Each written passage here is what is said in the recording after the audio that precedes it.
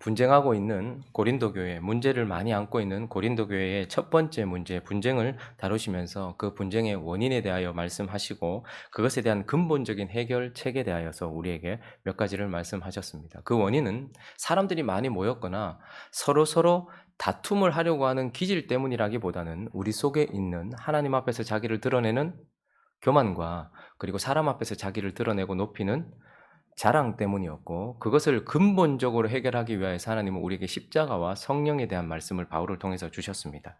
이제 3장은 좀 더 구체적이고 실질적인 해결책을 우리에게 몇 가지를 말씀해 주고 있습니다. 분쟁하고 있고 문제 많은 고린도 교회의 첫 번째 분쟁을 논하시면서 하나님께서 이제 실질적으로 우리가 어떻게 해야 하는가를 몇 가지 말씀하시는데, 그 첫 번째가 바로 자라가라라는 것입니다. 자라가라. 자, 1절 말씀 한번 읽어볼까요? 1절 시작. 형제들아, 내가 신령한 자들을 대함과 같이 너희에게 말할 수 없어서 육신에 속한 자, 곧 그리스도 안에서 어린 아이들을 대함과 같이 하노라. 고린도 교회에 대한 몇 가지 정의를 지금 바울을 통해서 하나님께서 주시고 있는데, 지금 하나님은 고린도 교회를 향하여서 뭐라고 말씀하고 계십니까? 너희는 어린아이들이다, 이렇게 말하고 있습니다. 너희는 아이들이다 라고 정의를 내리고 있습니다. 여기서 어린아이다 라고 말하는 것, 육신에 속한 자, 곧 그리스도 안에서 어린아이들이다 라고 말하는 그 정의는 무엇일까요? 우리는 그래서 이 말씀을 오해하면 안 됩니다. 예수를 믿었지만 육에 속한 그리스도인도 있고, 예수를 믿었지만 영에 속한 그리스도인도 있다. 그러니 육에 속한 삶을 살다가 영에 속한 사람으로 다시 더 화해해야 된다, 이런 식으로 말씀하는 것이 아닙니다. 지금 바울은 예수를 믿는데도 육에 속한 그리스도인이 있고 영에 속한 그리스도인이 있다는 말이 아니라, 예수를 믿고 생명을 얻었고 성령 안에 있지만 육신대로 살아가고 있는 삶을 버리지 못한 상태에 있는 자를 어린아이다, 이렇게 표현하고 있는 것이죠. 그러니까 하나님께 은혜를 입었어요. 그래서 지금 성령 안에 있습니다. 구원받았습니다. 그런데 그 안에 있으면서도 육신대로 살고 있는 자들을 향하여서 그리스도 안에 있는 어린아이라고 표현하고 있습니다. 좀 구체적으로 그 어린아이의 특징들을 살펴보면 왜 그들을 어린아이라고 표현하는가? 첫 번째는 성령의 통치를 받지 않기 때문에 그런 것입니다. 1절을 다시 한번 보십시오. 형제들아, 내가 어떤 자들을요?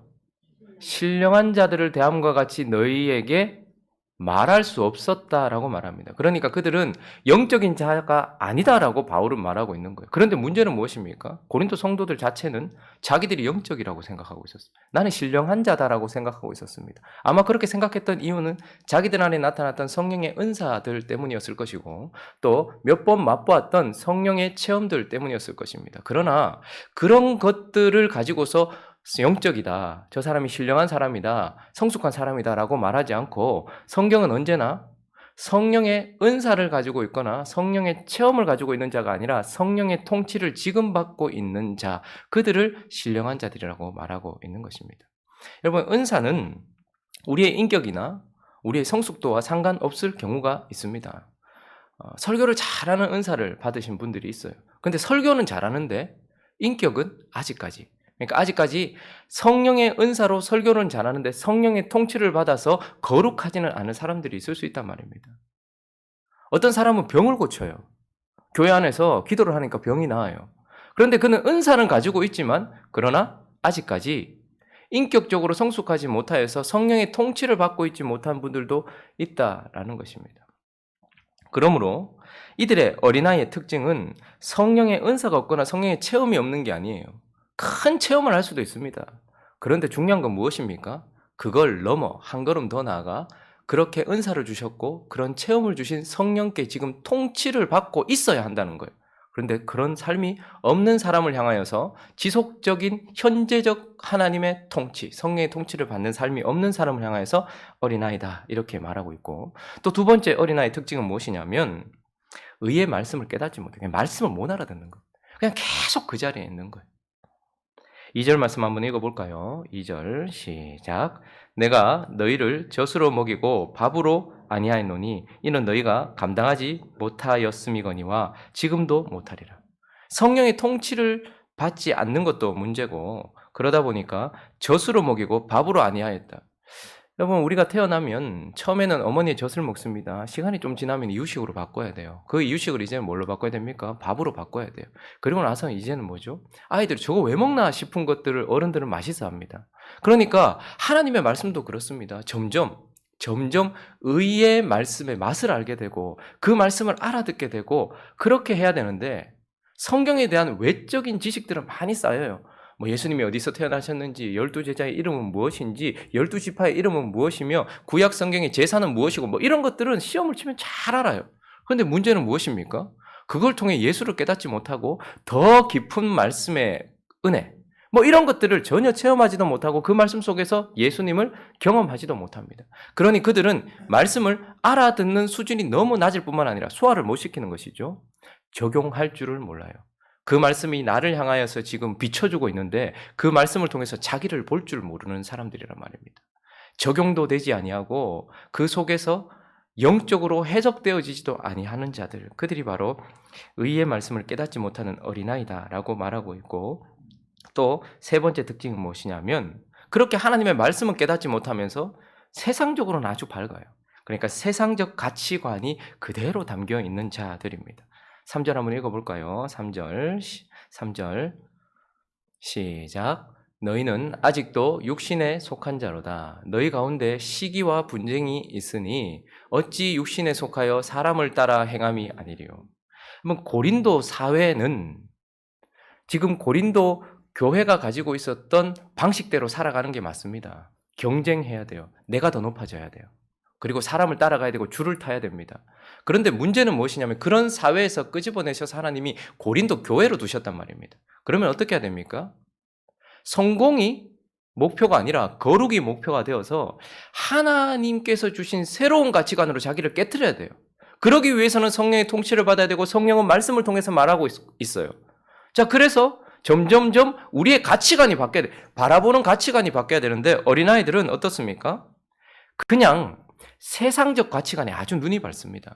그래서 교회 안에서도 어떻게 합니까? 줄을 탑니다. 바울을 타든지 아볼로를 타든지 베드로를 타든지 은사를 타든지 이런 식으로. 그리고 어떻게 합니까? 시기하여 경쟁합니다. 그래서 누가 더 큰지 다투고 있는 것이죠. 세상적 가치관을 담고 그대로 따라가고 있는 자. 그래서 하나님은 고린도 교회를 향하여서 너희는 어린아이다 이렇게 정의를 내리신 것입니다. 자, 그러므로 이제 이런 분쟁 가운데 있는 고린도 교회에게 하나님께서는 너희는 어린아이니까 어떻게 하라는 거예요? 먼저 네가 어린아이라는 것을 인정하라는 거예요. 너는 그 어린아이밖에 안 돼. 성령의 통치를 받지도 아니하고 말씀도 못 알아듣잖아. 네 머릿속에는 세상적 가치관으로 가득 차 있잖아. 육적이잖아. 그러면 너는 어린아이야 라는 것에 대하여 인정하란 말입니다. 그래서 어떻게 해요? 자라가라. 자라가야 된다. 너는 지금 완성된 자가 아니다. 누군가를 판단할 자가 아니다. 무엇인가 결정할 자가 아니다. 너는 자라가야 될 자다. 배워야 할 자다. 통치를 받아야 될 자다. 무릎을 꿇어야 될 자다. 라고 말씀하시면서 하나님은 고린도 교회의 실질적인 해결책으로 어린아이 너희여 자라가라 라고 말씀하고 있는 것입니다. 자, 두 번째 실질적인 해결책에 대하여 말씀하십니다. 두 번째는 뭐라고 말씀하십니까? 가꾸어라 라고 말씀하고 있습니다. 자, 9절 말씀 한번 읽어볼까요? 또 우리에 대한 정의를 하나님께서 오늘 또 주시고 계시는데 읽습니다. 시작. 우리는 하나님의 동역자들이요 너희는 하나님의 밭이요. 자, 여기까지. 너희는 또 뭐래요? 하나님의 밭. 좀 더 와닿게 말한다면 하나님의 정원 이런 뜻입니다. 하나님의 정원. 하나님은 고린도 교회를 향하여서 너희는 하나님 안에 어린아이다. 그리스도 안에 있는 어린아이다라고도 말씀하시고 이제 또 뭐라고 말씀하시는 거니까 너희는 하나님의 정원이다라고 말씀하고 있는 것입니다. 자, 이 정원은 어떤 정원인가? 5절, 6절 한번 읽어볼까요? 5절, 6절 시작. 그런즉 아볼로는 무엇이며 바울은 무엇이냐? 그들은 주께서 각각 주신 대로 너희로 하여금 믿게 한 사역자들이니라. 나는 심었고 아볼로는 물을 주었으되 오직 하나님께서 자라나게 하셨나니. 자, 우리는 하나님의 정원이에요. 고린도 교회는 하나님의 정원이에요. 그런데 그 정원을 어떻게 하시는 거예요? 하나님이 5절에 보시면 끝에 보니까 너희로 하여금 믿게 한 사역자. 여기서 말하는 사역자는 의미 집사라는 의미입니다. 그러니까 수종들 다 이런 뜻입니다. 그러니까 내가 그렇게 대단하게 생각하는 바울 그리고 아볼로 물론 대단한 건 맞지만 그러나 그들은 누구라는 거예요? 하나님께 고용받아서 하나님의 밭을 하나님의 정원을 지금 정리하고 가꾸고 있는 고용자라는 말입니다. 하나님께 고용을 받은 사역자들이라는 말입니다. 그래서 하나님은 어떻게 하신다는 거예요? 하나님께서 세우신 일꾼들을 통하여 이 정원을 아름답게 가꾸고 계시고 하나님은 그 일꾼들을 통하여서 이 정원을 아름답게 만들어가고 계시는 너희는 그런 하나님의 정원이다. 그렇기 때문에 하나님이 필요에 따라서 씨를 뿌릴 때는 바울이라는 일꾼을 부르셔서 그 일을 하게 하셨고 이제 그 씨가 생명으로 자라게 하기 위해서는 누구를 부르신 거예요? 아볼로를 주신 거예요. 그리고 나서 그것이 아름답다라는 것을 확증하기 위해서는 또 베드로도 보내시고 하시는 것입니다. 그렇게 하나님의 일꾼들에 의하여서 가꾸어져 가는 정원.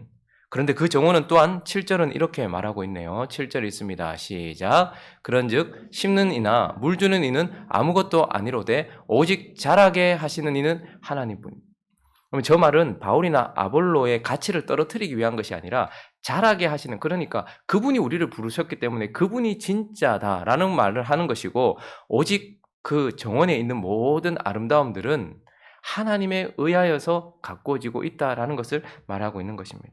그러니 고린도 교회는 무엇입니까?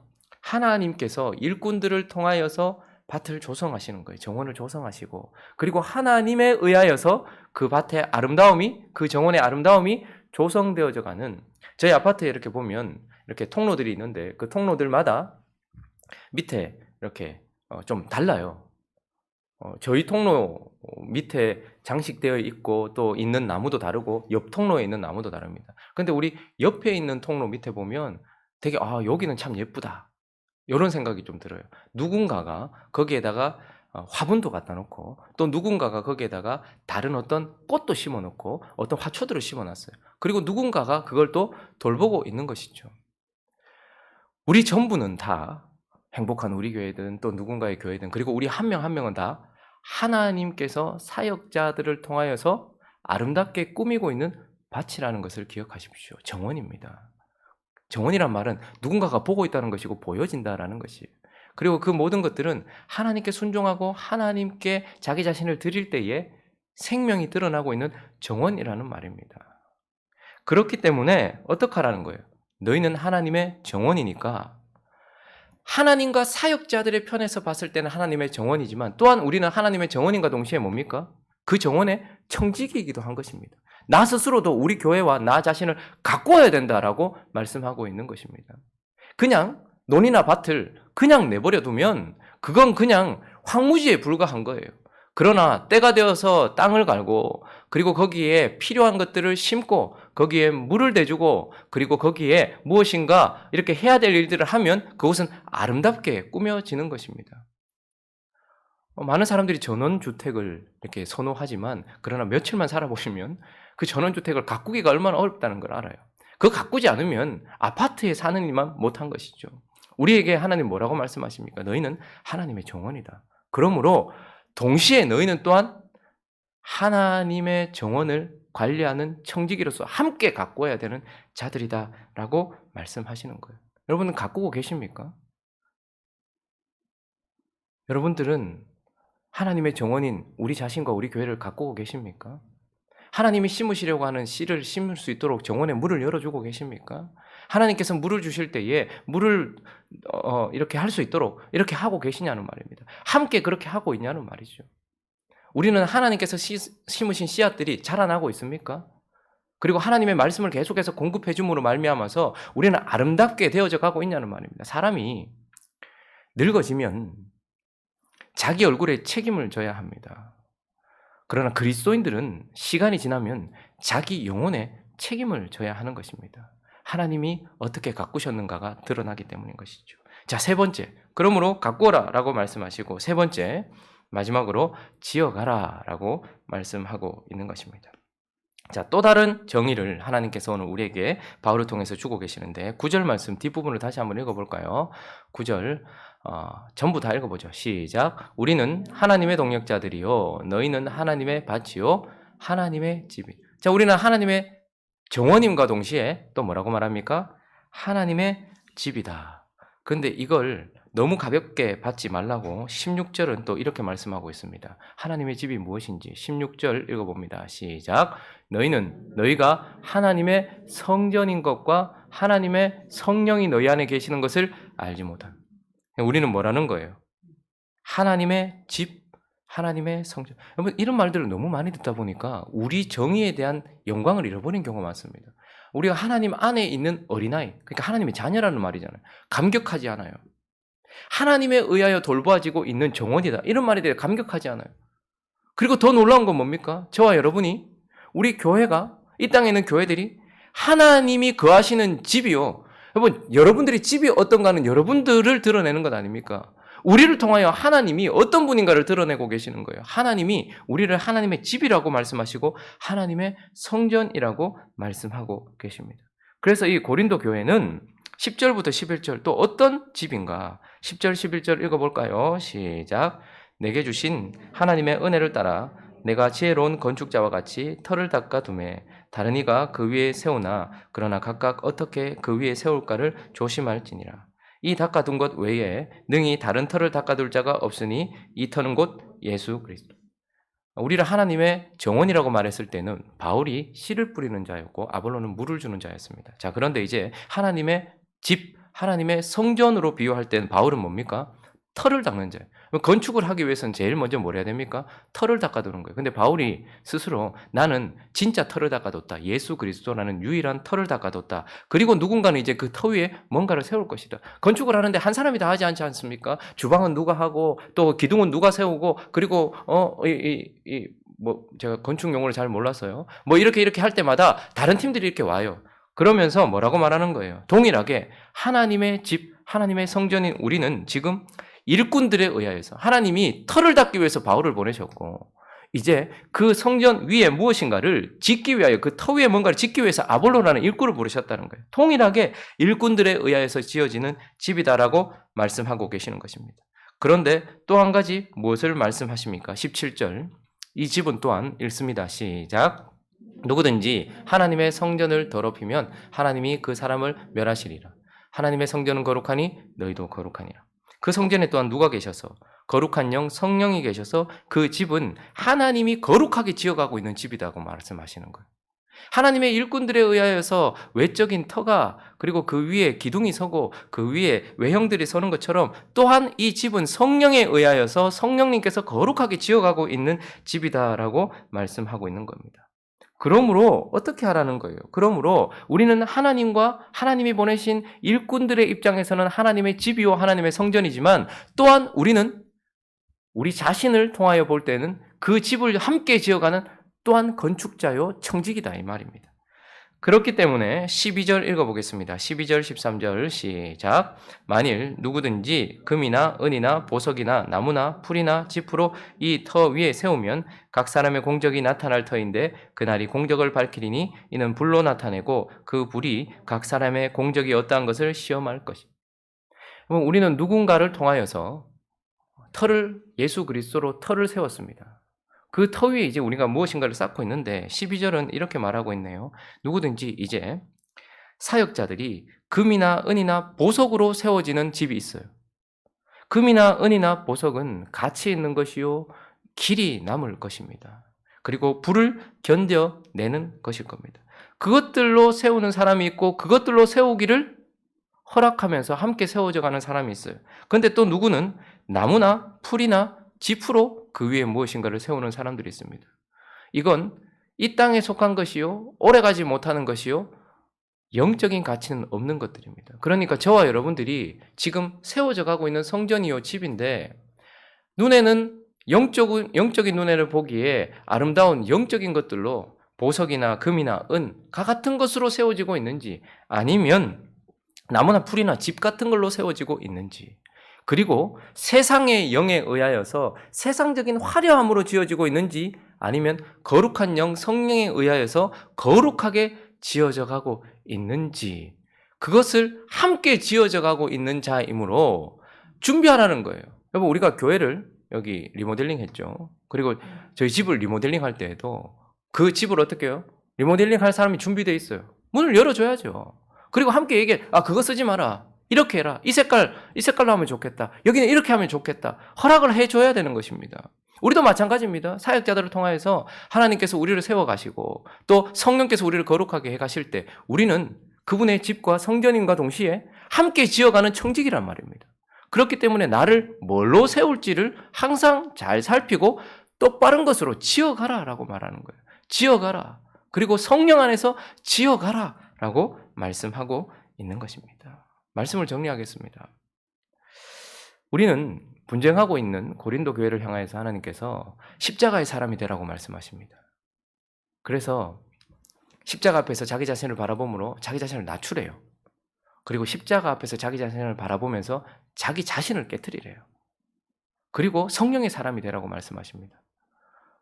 그래서 성령으로, 성령을 물로 비유해서 물은 낮은 곳으로 임하니까. 그래서 낮아진 그에게 성령이 임하실 수 있도록. 그리고 물은 파인 곳, 저장할 수 있는 곳에 머무니까 깨어진 그곳에 성령이 머물 수 있도록 성령의 사람이 되고 십자가의 사람이 되라고 말씀하십니다.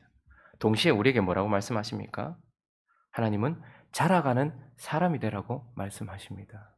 그리고 가꾸어가는 사람이 되라고 말씀하시고 지어져가는 사람이 되라고 말씀하고 계시는 것입니다. 그래서 결론적으로 하나님은 21절을 우리에게 주고 계시는데요. 21절부터 한번 읽어볼까요? 21절부터 23절까지 있습니다. 시작. 그런즉 누구든지 사람을 자랑하지 말라. 만물이 다 너희 것임이라. 바울이나 아볼로나 게바나 세계나 생명이나 사망이나 지금 것이나 장래 것이나 다 너희의 것이요 너희는 그리스도의 것이요 그리스도는 하나님의 것이다. 그런즉 누구든지 사람을 자랑하지 말래요. 그 분쟁의 시작점에 바울파, 아볼로파, 게바파 그리고 예수파가 있었죠. 그래서 누구든지 사람을 자랑하지 말래요. 왜냐하면 그들은 쓰임받은 하나님께 고용된 일꾼일 뿐인 거예요. 그러니까 그런 사람들 자랑하지 말라는 거예요. 일꾼들 자랑하지 말라는 거예요. 뿐만 아니라 너 자신도 자랑하지 말라는 거예요. 왜요? 그런 일꾼들을 통하여서 하나님께서 직접 우리를 장성한 하나님의 자녀로 만드시고 직접 하나님이 아름다운 정원으로 만드시고 직접 하나님이 우리를 하나님의 성전으로 만드시기 때문에 그래서 그것은 23절에 보니까 너희는 아름답게 지어졌다면 아름답게 가꾸어졌다면 아름답게 성숙했다면 그러나 너희 또한 누구 거라는 거예요? 그리스도의 것이고 그리스도는 다 하나님의 것이라는 거예요. 그러니 일꾼도 하나님의 것이요 너희 자신도 하나님의 것이요 너희 교회도 하나님의 것이니까 사람 자랑하지 말아라 라고 말씀하시는 것입니다. 먼저 분쟁에 대한 말씀하신 이 하나님의 말씀을 마음에 새기면서 우리는 근본적인 해결책을 마음에 새기고 실질적으로 자라가고 가꾸어가고 지어감으로 말미암아서 하나님을 기쁘시게 하는 저와 여러분 되시기를 예수 그리스도 이름으로 축원합니다. 같이 한번 기도하겠습니다. 여러 가지 문제들을 하나하나 짚어갈 것입니다. 우리 교회 안에 그리고 지역의 교회 안에 이 땅의 교회 안에 분쟁이 있습니까? 그 분쟁에 대하여 하나님께서 말씀하시는 말씀들을 쭉 마음에 새기면서 여러 가지 말씀 주신 것들을 우리에게 실천으로 실행으로 옮길 수 있게 해달라고 또 각자의 기도 제목들을 가지고 함께 기도하며 나아가도록 하겠습니다. 기도하겠습니다.